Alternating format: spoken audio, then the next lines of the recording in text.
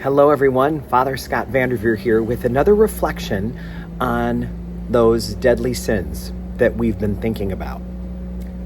We've looked at a lot of ways that each of us as human beings sometimes miss the mark, go off the path.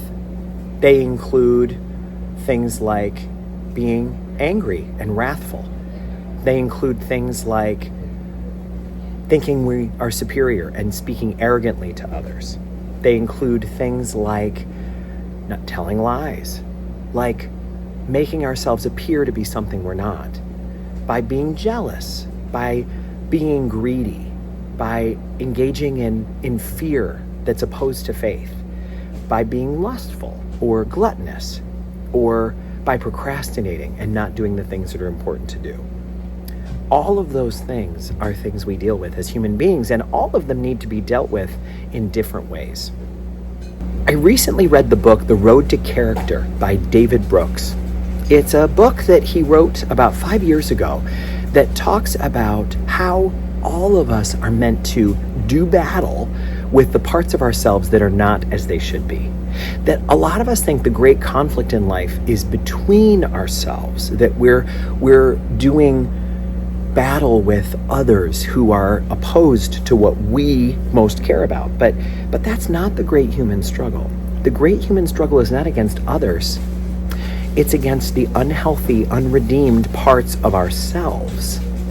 And coming to terms with that is a huge part of our spiritual growth. In the book, David Brooks highlights 9 people well known in history, or perhaps known for one thing, but not known necessarily for how much character they had, how much virtue they displayed in the way they lived their lives. His book is an outstanding opportunity for us to reflect on what we do to be able to battle our lesser selves, the part of ourselves that are not who we really want to be in life. And so as we've looked over the past few weeks at all of these different things that are part of our journey, anger and pride and vanity and dishonesty and jealousy and fear and gluttony and lust and sloth and all of those things, he gives a remedy for each of those things, or at least bundles them so that the remedies are in groupings. So for example, according to David Brooks in this deeply wise book, he says that anger and lust can only be fought through habits of self-restraint. When we've given in to raging or being wrathful or being lustful, the only way to do better is to gain self-mastery, to start to do better. The only way to do better is to do better. The only way to do better is to gain a little bit of mastery over ourselves. We must do battle.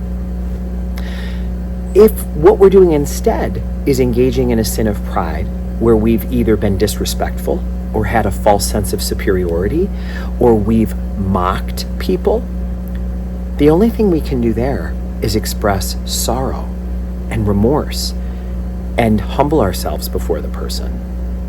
I'll never forget mocking someone one time while they were singing. They were singing in a public setting, and they made a face that I thought was funny, and I turned to my friend and mimicked the face, and the person saw me. And I'll never forget how sad he looked. It was so disrespectful, and it was for a cheap laugh. There was no reason to do that, but I wanted to make my friend laugh, and I don't even remember if they laughed, but I know that I felt horrible shame. The only way to deal with that is to go to the person and say, hey, I am so sorry. I was so disrespectful. I messed up bad. And maybe tell the truth. I was going for a cheap laugh.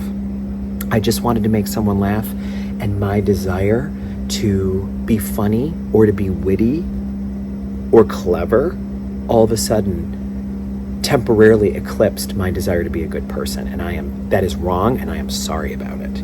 That's an amazing thing to be able to say to someone. How about stealing? When we take something that belongs to someone else, what can we do but repay it? repay it many times over? How about when we betray someone, or are guilty of bribery, or are guilty of adultery, or some sort of betrayal in a covenanted relationship or a best friendship? What can we do? Well, it's a little bit like treason. What can you do if you're guilty of treason? You've done damage. You've done damage that you have to face, and that can only be built back incrementally through little moments of building trust. There's no easy remedy. There's only building trust back one thing at a time.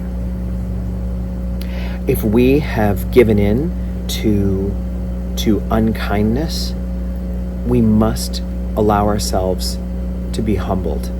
It's one of the reasons why in the Sacrament of Reconciliation, we not only have full absolution for everything that we've confessed, we not only have a complete and real and total act of forgiveness by God for anything that we've done.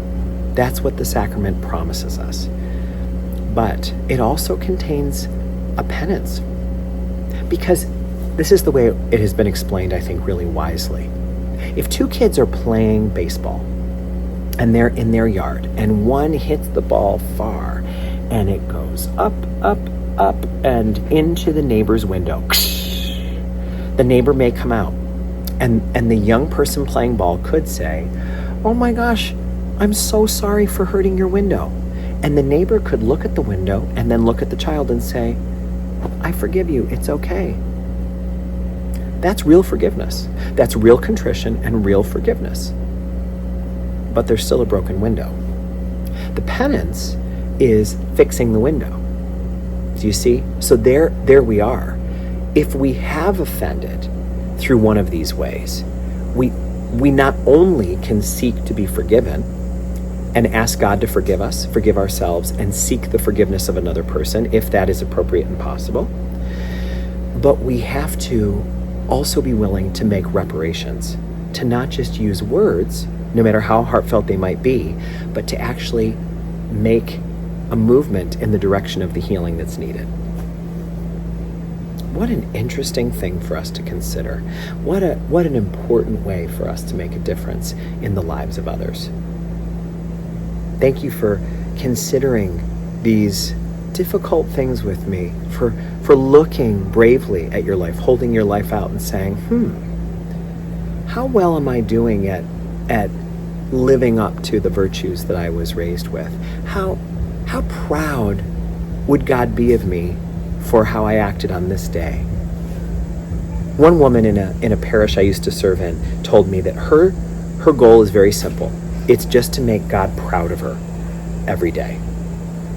What a great way to make an intention in the morning. God, I'm going to do something to be proud of today, and I hope that you are proud of me. And then at the end of the day to look back. God, here's the ways that I think and hope I made you proud. And here are the ways that I'm quite sure I did the opposite. Some beautiful reflections for us on this day.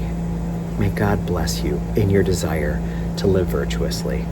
And may God help you to make amends for all the ways that things may have not gone as we'd hoped in the past.